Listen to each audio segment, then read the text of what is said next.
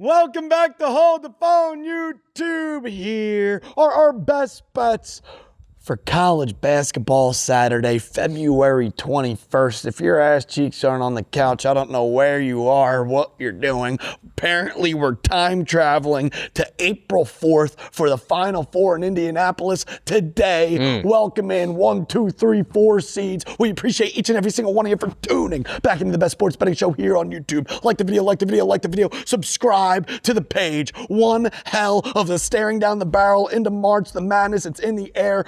February 21st, a Saturday that if you're not in now, if you're not buying in now, if you're not looking at these games, watching these games, and you just expect to show up to March, then I don't know what you're doing. This is must-see TV. Must-see TV. Duke, Michigan, game number 1. I was looking at myself in the camera. I look like a Christmas tree, which is pretty, feels right. Feels like Christmas. Kind of feels like Christmas. There you go, Luke. Yeah. A little red and green, a little Christmas morning. Dude, I need a fucking haircut. Yeah, you do. You got to clean it up. I look like Corbin Carroll. For some reason, Michigan's playing Duke. Yeah. What a gift. February, middle of the season. And for some odd reason, I don't know. They're playing some neutral site. Biggest game in Washington, D.C. in the history of Washington, D.C. We got number 1 and number 2 in NCAA net rankings. We got number 1 and number 2 at Ken Pom. I mean, both teams, 10 quad wins. 2 best defenses in the country. Yep. Clash of the Titans. It's going to be unbelievable. I feel like every second of Duke basketball that I've watched this year, which has been a lot, has been dominant. Yeah. They blow a game in a neutral site floor against Texas Tech. Mm-hmm. You forget about that. Yeah. They go a long time. They then go into the rivalry. Does this game even necessarily count because it's such a rivalry? How can you compare a UNC Duke game? You can't.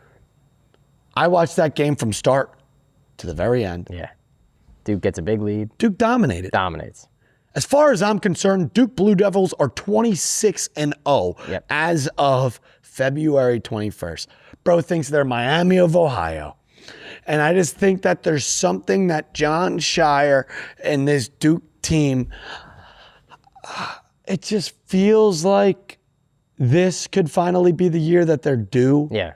That Duke is actually duking, and how poetic would it be that they don't do it last year with Con Knipple and Cooper Flagg, who are now the 2 of the greatest fucking players in all of NBA basketball, but they're going to do it with a different crew, a different squad, led by Mr. Boozer. Yeah, I mean, it just feels insane that at this point in the season, you've watched everything you've watched. We're February, we're halfway there, we're a month away from the first round of the tournament, and you see Duke, and you see a plus sign next to their name.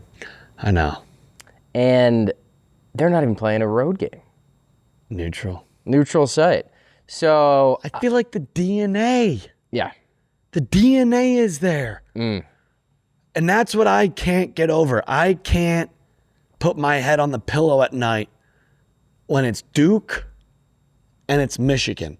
And I know this is this big, bad juggernaut Wolverine coming out of Michigan basketball. And I know Michigan is still that big Fab Five historic basketball school. But when I think of Duke and the way that they are this year, also the way they are coached, the way they are manufactured, the way they are engineered, Duke, everyone just saw their last big game was UNC versus Duke, and they lose as 5.5-point favorites in a game they controlled. Yeah. Everyone sees that. It's the biggest rivalry in college basketball. What did everyone see last week? Michigan might as well have been giving out Girl Scout cookies, fucking presents to everyone in the village, because everyone and their mother got in bed with this Wolverine team down in Boilermakerville, and they fucked Purdue. Got up early. You didn't even have to sweat. No. Everyone got paid out free money from Vegas. Yep.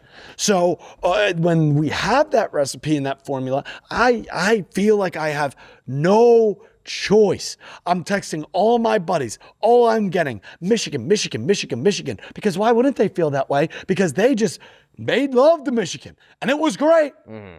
Everyone got off. And everyone got fucked by Duke. Mm-hmm. So with that recipe, we're taking Duke plus 2.5. I don't care. Yeah, for me, it just seems like such a toss-up. Yeah. All over the court. all over the metrics. Like these teams, Duke has lost twice this year, both on the last shot of the game. Yep. I just can't. I don't know why I lay 2.5 points here. Give me the points. If it was 2.5 the other way, I'd probably want to take Michigan. Yeah. I love Duke. You come down to the wire, that 1 or 2 could make a big deal. Like Michigan's one loss. They lost to Wisconsin by 3. Duke lost by 3. They lost Texas Tech by, 1 or 2? Yep. Like, all these games are so tight. I feel like towards the end of the game, it's going to feel good to have 2.5. Yep. I also agree with that statement slightly. If this was 2.5 the other way, it would make me feel that Vegas is trying to suck in everyone for Duke, right? Just being that big, bad Duke team. But the fact that they are putting this Michigan team as a favorite, being number 1 team in the country, everyone just got off with. Yep. Just something tells me in my plums, you can't shoot the messenger, that it's the Blue Devils. Yep. Give us the 2.5. And that's the schedule-wise, the second biggest game of the day. The first one with Houston, Arizona, we'll which get to is that right now. a segue. Yeah, I went a little out of order with the times here. This comes but first. I wanted to, and I make the rules. Yeah, you know what? Yeah. I'm the fucking captain now. Yeah. Okay. We got Arizona scuffling a bit. 23-0, then they lose 2 of 3. No Koa Pete. Now they got to go to Houston. Arizona's lost its fastball a little bit. Yeah. They've lost some juice. They've lost some steam. Good teams rise and a bounce back. I'm not saying that's not going to happen. Yeah. But right now it's not. No. That doesn't mean it can't happen in the tournament. But there's still time. It almost feels like, it takes time for some teams longer than others. Get back on their feet. It's like they got smacked in the mouth. Yep. After being 23-0. And then the college basketball god said, how will you respond? Yeah. Here's a bounce back spot against a top 25 team, Texas Tech, in the comfort of your own home. Are you going to come out and be the Arizona team of the last 23 games? Or are you going to shit down your leg and piss like a puppy? They pissed like a puppy. And they lose that game outright as 8.5-point favorites. Mm-hmm.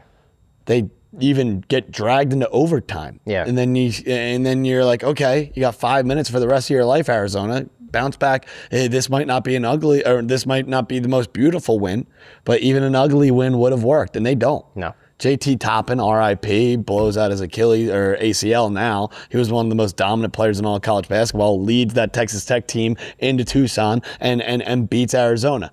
Now, what happens next? They get to play a BYU team against no Richie Saunders, 12.5-point favorite. We rolled with them thinking that we were getting in the perfect time, buying low with an Arizona team. After fading them against Texas Tech, we win money there. Now we flipped the gun. Arizona doesn't cover. No. It seemed like they should have, too. It kept waiting for them to pull away, up 10, up 12, AJ up 10, DeBonsa, fucking 40 points on our ass. Yeah, and now best offense in the country, Houston. Best defense in the country, in the conference, Arizona. Koa Pete not playing. Like, he hasn't been that great, but he's been good. And I feel like a team like this, Arizona, I think usually has an 8-guy rotation. Now you're down to 7, and you're playing a team with Houston that plays 10 guys, and you can't be outmanned in a gunfight like this, in a place like this. Look, there's blood in the water. Yeah. And there's sharks surrounding this Arizona team coming from Tucson. Where did the shit begin to hit the fan? It was on Big Monday in Allen Fieldhouse.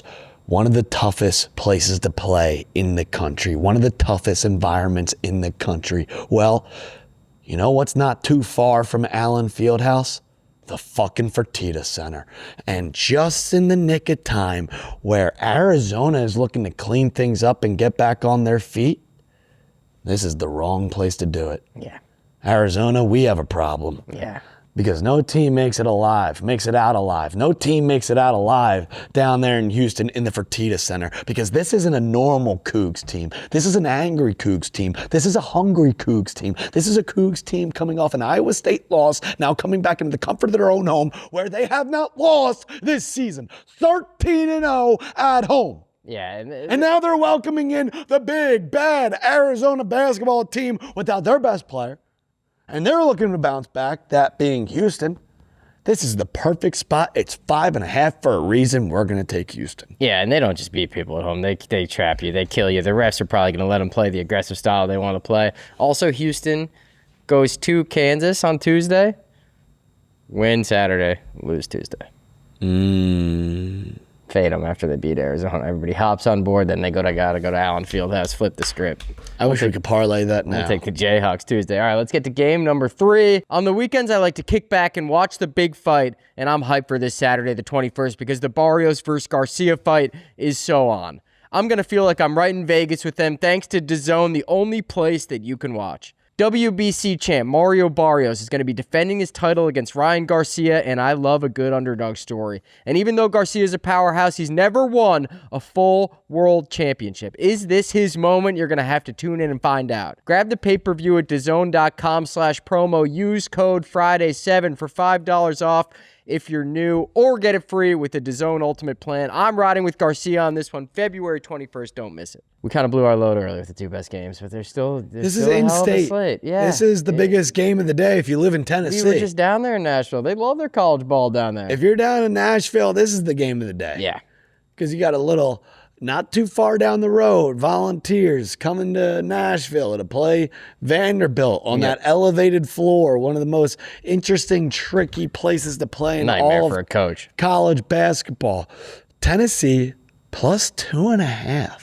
Yeah. To a top 25 Vanderbilt team, unranked Tennessee, that is. Loops, what are your first thoughts when you look at this one? I love this. They haven't played yet this year. They played twice in the last 5 games to end the season. Yep. Clash of styles. We always talk about with Tennessee. Yeah. Tennessee wants to slow you down. Play defense, play gritty. Vanderbilt wants to score speed points you up and not shoot play threes. Defense. Correct. Tennessee's been playing good. Yeah. 7 of 8, only loss at Kentucky. This reminds me of the game which I think we took Tennessee when they went to Alabama. Yeah. And they beat them on the road, and it seems like a similar spot. If you could just get enough stops to make them a little more uncomfortable, it makes me like the Vols in this game. I feel like this year, I'm a closet Tennessee fan. Okay. I'm a closet Tennessee bettor. And it's so funny because last year was the complete opposite. Yeah. And I feel like they are such an ugly team. They are such a brutal team to get in bed with that I've gotten in bed with them multiple times this year, and they've treated me well. Yeah. Yeah, this year, for the first time, I am a closet Tennessee bettor. It's big of you to admit. And I'm telling you right now, you can leave the points at the door. I'm going to take Tennessee on the money line. Yeah, I feel like this is a great spot for them. I feel like they're just a better team right now. I feel like Tennessee could be a good long shot to win the SEC tournament. Yeah. I feel like this is a fantastic in-state rival where Tennessee is looking to continue to round into form, being unranked, still a very solid basketball team. This was a top 10 team to start the year. Great coach. Great coach. And Vanderbilt, I feel when it rains, it pours. And wouldn't this just be the perfect spot for Vanderbilt after dropping one on the road down there in Missouri to now come home and get a bounce back win versus Tennessee? Yep. And that's not going to be the case. Nope. The grass isn't always greener. It isn't all sunshine and rainbows. Tennessee is going to walk into their house. We already saw Vanderbilt not drop one in a row, not 2, 3 games in a row this season. Now they drop one on the road. Everyone's expecting that bounce back at home. I'm telling you that's not going to be the case. Give me Tennessee on the money line. I love it. Yeah, I feel like just a better team right now. Vanderbilt, just slow them down, get some stops, and you go win this game. All right, let's get to game number 4, staying in the SEC. I mean, this team just came off of that was a hellbender like you read about. I liked your text. Calipari just put in a guy that he's never talked to. I mean, the refs in Alabama, Arkansas, let's just foul out every player and see what happens. They had a guy in there who played 18 minutes this year. and the announcers were talking about this kid like he was playing with a blindfold on. They're like, I mean, look at him. He got the ball. He didn't throw it out of bounds. He didn't throw it over the hoop. But a double overtime. Yep. Acuff scores, 73 points. Yeah. He's unbelievable. Most points by a freshman he's unbelievable. in SEC game history. That guy's a walking bucket. I feel like this is the kind of guy, Calipari, you read about. Yeah, like I feel like going into the tournament, he's had guys before, but this guy who can score like this. It's a pretty good segue because I also like a long shot for Arkansas to win Yeah. the SEC tournament. And I don't think that's necessarily a long shot because I feel like the SEC this year isn't as deep right now because I don't really view Auburn as a competitor in the SEC tournament. No. I don't view Texas A&M as a competitor in the SEC tournament. No. I don't view Kentucky even that much as an SEC I wouldn't count them out. competitor. Tennessee, Arkansas, Bama. Florida. Georgia had a moment, now they're dead. Yeah. Missouri is okay. I think Tennessee and Arkansas, when we're at your Bachelor, that's going to be the people I pull for in the SEC tournament. Tennessee and Arkansas. Florida's going to be tough too. Yeah, but they're going to be the favorite. Yeah, a little value. I like it. I feel like, I mean, even last year, Calipari walked into the tournament, got in barely as a 10 seed. All of a sudden, they're bagel away from the Final Four. They beat St. John's. I was seeing that someone making a prediction, this is way in left field, but speaking of tournament play, that they were predicting that Miami of Ohio doesn't make March Madness. And they're 26-0 right now, but like the at-large bid, like if they make it to their conference championship, it's like, and they lose. They would have to have a couple losses before then, right? Like if they're I don't know. undefeated. He was saying that, I didn't watch the full video, but. Yeah. It's crazy that they're not ranked and they're 26-0. No, they're ranked. Oh, they're ranked now. They're ranked. Yeah. Are they? Yeah. Okay. Let me just double. 26-0. They're 22 in the country. Okay. So they backed into the top 25. And it's pretty crazy. No, I think if they're undefeated. No, I'm saying St. Louis is 18. No, but if you're undefeated going into the conference championship, like they would have to lose like once or twice before then. Yeah. Be on the ball. And I don't think they're going to necessarily. They have 5 games left. I mean, if I had a nickel for every time you told me that we need to bet against Miami, Ohio. Trust me, everyone on the other side of the screen knows. Like I've been very outward about me talking about Miami of Ohio possibly being due to lose, and that's why I'm sitting here, not on the beach in fucking Cancun. God, that'd be nice. So 10.5 points here in Missouri and Arkansas. Yep. Arkansas is coming off the game of their life, but they treated us well, and I feel like they're a sleeping wagon. I agree. And we have taken them on this program multiple times, and we have benefited from it.